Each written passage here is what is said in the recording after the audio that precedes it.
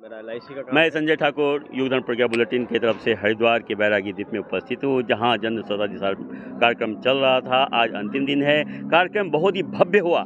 मैंने जो देखा, कल बारिश भी हुई, बारिश के बावजूद लगता था जैसे कि भगवान श्री कृष्ण और गुरुदेव स्वतः उसको आशीर्वाद के स्वरूप यहाँ उपस्थित हुए हैं। भगवान इंद्र स्वतः यहाँ उपस्थित होकर के इस कार्यक्रम में भाग ले रहे थे, ऐसा मुझे अनुभव हुआ। और सारी व्यवस्था अपनी जगह पर रही। थोड़ी सी परेशानी हुई, वो भगवान का आशीर्वाद मान करके हम उनको समर्पण करते हैं। आइए, हमारे बीच और भी साथी उपस्थित हैं, इनसे अपनी बात करते हैं। भाई साहब, क्या नाम है आपका?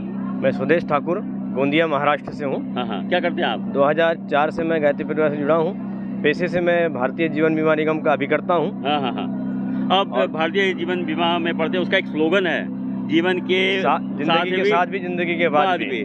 तो ये तो भौतिक जीवन की बात हो गई। हाँ। और आध्यात्मिक दृष्टिकोण से इसको देखा जाए तो अध्यात्म में जीवन के साथ भी, जीवन के बाद भी, ये कुछ सार्थक लगता है आपको?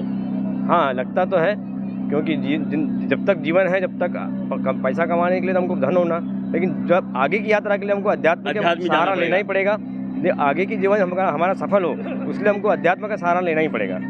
आपको गायत्री परिवार से जुड़ के कैसा लगता है? बहुत अच्छा लगता है, बहुत समाधान लगता है। और मैं टोलियों में भी चलता हूँ और कार्यक्रमों में भी चलता हूँ। बहुत गुरुदेव का संदेश हम लोग भिजवाते रहते हैं, बताते रहते हैं, तो बहुत आनंद आता है, बहुत समाधान लगता है। अच्छा, और यह कार्यक्रम के बारे में कैसा लगा? ये 4 दिन का कार्यक्रम कैसा था? कार्यक्रम तो बहुत सुंदर था, भव्य था और ऐतिहासिक कार्यक्रम था। भूतो न भविष्यति, ऐसा इस कार्यक्रम में लगा।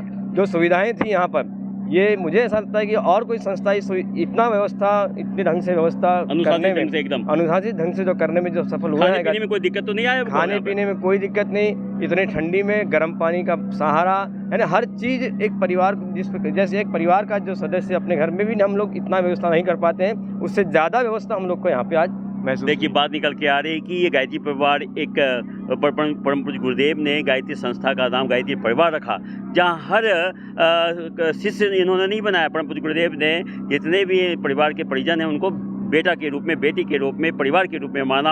और परिवार में जब आदमी मिलजुल कर रहता है तो उसमें कभी कष्ट नहीं होते, एक दूसरे का सहयोग करते हैं। और यही गुरुदेव का उद्देश्य था कि हम पूरे वसुदेव को परिवार के रूप में एक व्यक्तित्व निर्माण, परिवार निर्माण, समाज निर्माण और व्यक्ति में देवत्व का उदय और धरती पर स्वर्ग का अवतरण का नारा उन्होंने दिया। ये चरितार्थ होते हुए दिखता रहा है। निश्चित रूप से 21वीं सदी उज्जवल भविष्य होकर रहेगी, इसमें कोई संशय की बात नहीं है। बहुत बहुत धन्यवाद, प्रणाम आपका।